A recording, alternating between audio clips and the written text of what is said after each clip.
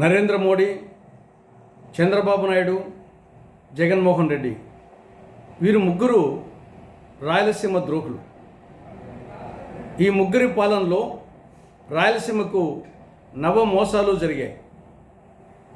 ఏమిటా నవమోసాలు? ఒకటి, 1937 నాటి శ్రీబాగ్ ఒప్పందం ప్రకారం రాజధాని, హైకోర్టుల్లో ఏదో ఒకటి రాయలసీమలో ఏర్పాటు చేయాలి. కానీ వీరి ముగ్గురి పాలనలో ఆ రెండింటిలో ఒకటి కూడా రాయలసీమలో ఏర్పాటు కాలేదు. ఆ విధంగా శాశ్వతంగా అన్యాయం జరిగింది వీరి ముగ్గురి పాలనలో రాయలసీమ. ఇక రెండవది, ప్రత్యేక హోదా. ప్రత్యేక హోదా అనేది రాయలసీమకు సంజీవని లాంటిది. ఇది రాయలసీమ హక్కు, ఇది భిక్ష కాదు. రాయలసీమతో పాటు రాష్ట్రానికి కూడా ప్రత్యేక హోదా అమలైంటే రాష్ట్రంతో పాటు రాయలసీమ ఇప్పటికీ స్వర్ణాంధ్ర అయిండేది, స్వర్ణ రాయలసీమ అయిండేది. కానీ 11 సంవత్సరాలైనా ఇంతవరకు అమలు కాలేదు.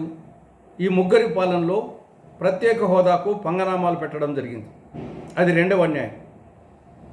మూడవది, విభజన చట్టంలో సెక్షన్ 46 సబ్సెక్షన్ 3 ప్రకారంగా రాయలసీమకు, ఉత్తరాంధ్రకు కేంద్ర ప్రభుత్వము బుందేల్ఖండ్ తరహా స్పెషల్ డెవలప్మెంట్ ప్యాకేజీ నిధులు ఇవ్వాలి.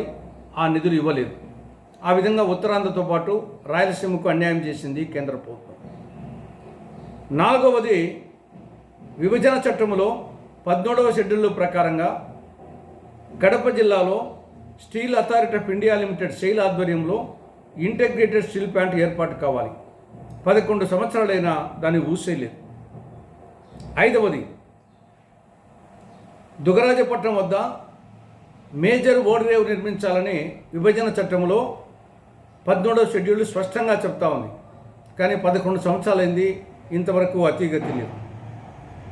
ఆరవది, రాయలసీమ సమగ్రాభివృద్ధిని దృష్టిలో పెట్టుకొని కేంద్రంలోని యూపీ ప్రభుత్వం, రాష్ట్రంలోని ఆనాటి కాంగ్రెస్ ప్రభుత్వం, వైఎస్ ప్రభుత్వం కడప, రాయచోటి, మదనపల్లి, బెంగళూరు నూతన బ్రాడ్గేజ్ రైలు మార్గాన్ని మంజూరు చేసి కొంతవరకు పనులు పూర్తి చేయడం జరిగింది. కేంద్రంలో బీజేపీ ప్రభుత్వం వచ్చిన తర్వాత, రాష్ట్రంలో టీడీపీ, వైకాపా ప్రభుత్వాలు వచ్చిన తర్వాత ఆ పనులు నిలిచిపోయాయి. ఆ ప్రాజెక్టే రద్దయింది.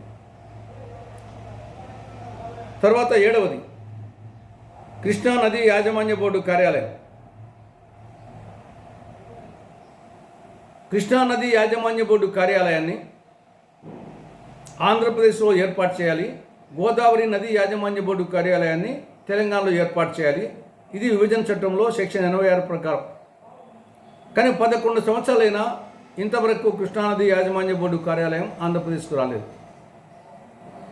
రాకపోవడమే కాక దాన్ని విజయవాడలో పెట్టాలని చంద్రబాబు, విశాఖపట్నంలో పెట్టాలని జగన్ ప్రయత్నం చేశారు. కానీ వాస్తవంగా దాన్ని రాయలసీమలో పెట్టాలి. కృష్ణానది మీద ఆంధ్రప్రదేశ్లో ఉన్న మేజర్ ప్రాజెక్టులన్నీ రాయలసీమ ప్రాంతంలో ఉన్నాయి కాబట్టి అక్కడ ఏర్పాటు చేయాలి.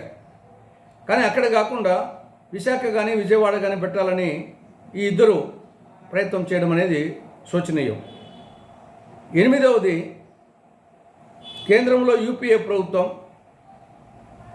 శ్రీకాళహస్తి దగ్గర మన్నవరం విద్యుత్ పరికరాల ప్రాజెక్టును, భారీ ప్రాజెక్టును మంజూరు చేసింది, ప్రారంభించింది కూడా. మోడీ ప్రభుత్వం వచ్చిన తర్వాత దాన్ని క్లోజ్ చేసింది. ఆ విధంగా రాయలసీమకు అన్యాయం జరిగింది. ఇక 9వది, సాగునీటి ప్రాజెక్ట్. తెలుగుగంగ, గాలేరు నగరి, హంద్రీనేవా, వెలుగొండ, జరికోన, అన్నమయ్య ఈ ప్రాజెక్టులు గుండెకాయ లాంటివి రాయలసీమ ప్రాంతానికి. కాంగ్రెస్ పాలనలోనే సింహభాగం పూర్తి చేసి రిజర్వాయర్లో నీళ్లు నింపడం జరిగింది. కానీ కేంద్రంలో బీజేపీ, రాష్ట్రంలో టీడీపీ, వైకాపా వచ్చిన తర్వాత నిధులు లేని కారణంగా నిరసించిపోయినాయి, నత్తనడక సాగుతున్నాయి. ఎక్కడ వేసిన గొంగలు అక్కడే సందంగా ఉండిపోయినాయి. చివరికి అన్నమయ్య ప్రాజెక్టు 4 ఏళ్ళు తెగిపోయి దాని గురించి అతీగతి లేదు. ఈ విధంగా రాయలసీమ ప్రాంతానికి మోడీ, చంద్రబాబు, జగన్మోహన్ రెడ్డి తీరని అన్యాయం చేశారు.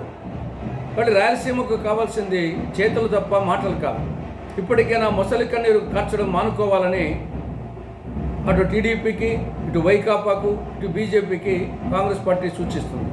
పై సమస్యలన్నీ పరిష్కారం అయ్యేటంత వరకు ఈ మూడు పార్టీల నాయకులకు రాయలసీమ గురించి మాట్లాడే నైతిక హక్కు లేదు లేదు లేదు.